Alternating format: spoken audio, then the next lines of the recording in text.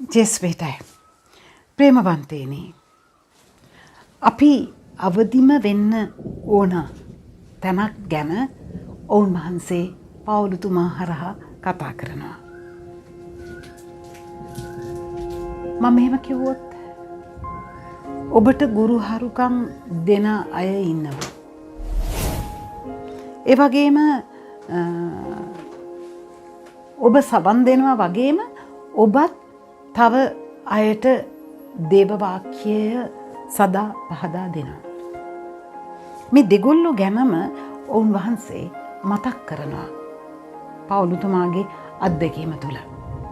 පවුලුතුමා මෙහෙම කියනවා ගලාතිවරුන්ගේ ලිපියේ 2 වෙනි පරිච්ඡේදයේ 5 වෙනි වගන්තිය.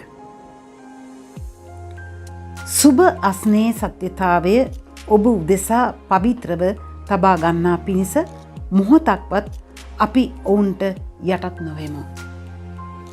සුබාස්න ආරක්ෂා කරගන්න සමහරක් වෙලාවට අපිට පුළුවන්කමක් තියෙන්න ඕන කාටවත් යටත් නැතුව ක්‍රියා කරන්න.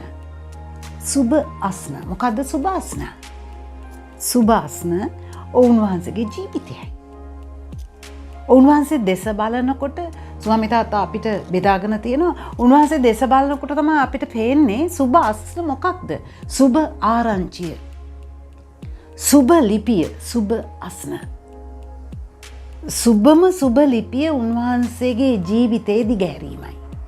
එහෙමනම් මෙතනදී 5 වෙනි පදයේ විශේෂයි ගලාතිවරුන්ගේ ලිපියේ 2 වෙනි පරිච්ඡේදයේ 5 වෙනි වගන්තිය සුභාස්නී සත්‍යතාවය ඔබ උදෙසා පවිත්‍රව තබා ගන්නා පිණිස. මොහොතකටවත් අපි ඔවුන්ට යටත් නොවෙමු. ප්‍රේමයට පටහැනිව යම් කිසි කෙනෙක් ක්‍රියා කරන්න කියලා ඔබට අනක් දුන්නොත් ඒ අන පිළිපදින්න අපට බෑ. මොකද ඒ ඔවුන් වහන්සේගේ චරිත ලක්ෂණයට ඒ දැක්මට ඒ ක්‍රියාකාරීත්වයට සම්පූර්ණයෙන් ප්‍රතිවිරුද්ධ නිසා. ඔබට කවුරු හරි මට කවුරු හරි කියනවා නම් අරයා හොඳ නෑ මෙයා හොඳ නෑ මෙන්න මෙයා මේ වගේ මේ එහෙම කියලා එයාව ආශ්‍රය කරන්න එපා එයා එක්කලා එකඟ වෙන්න එපා එයා එක්කලා යන්න එපා කියලා මං හිතනවා ඒ වැරදි නිගමනයක් වැරදි චින්තනයක් වැරදි ආලෝකයක් කියලා හිතුවට ඒ ආලෝකයක් නෙවෙයි එය අඳුරක්. ඒ නිසා මේ වචන පෙළ මෙනෙහි කරන්න. අපි මෙනෙහි කරමු. මොකක්ද? සුභාස්නේ සත්‍යතාවය ඔබ උදෙසා පවිත්‍රව තබා ගන්න. සුභ අස්නේ පවිත්‍රතාවය තමයි පැහැදිලි ලෙස හැම මොහොතකම මගේ කටින් පිට වෙන ආදරය.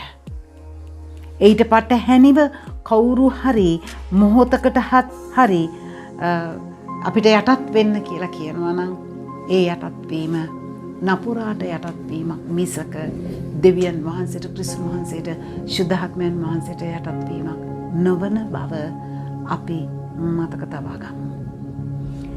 වෛරය, ක්‍රෝධය, මාන්නය, ඊර්ෂ්‍යාව, උඩඟුව, තණ්හාව මේ ඔක්කොම ඉන්නේ නපුරගේ.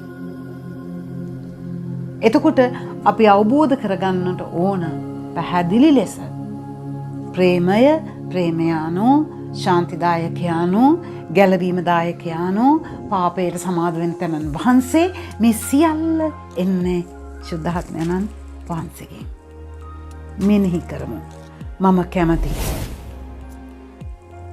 ඔබ ඒ වචන පෙළ මම ඒ වචන පෙළ මෙනෙහි කරමු. ඒ මෙනෙහි කිරීම ගැන අපි උන්වහන්සේ ඉදිරියේ පෙනී සිටමින් අපේ නියම යථාර්ථවාදී ජීවිතය කොයි වාගේ විය යුතුද?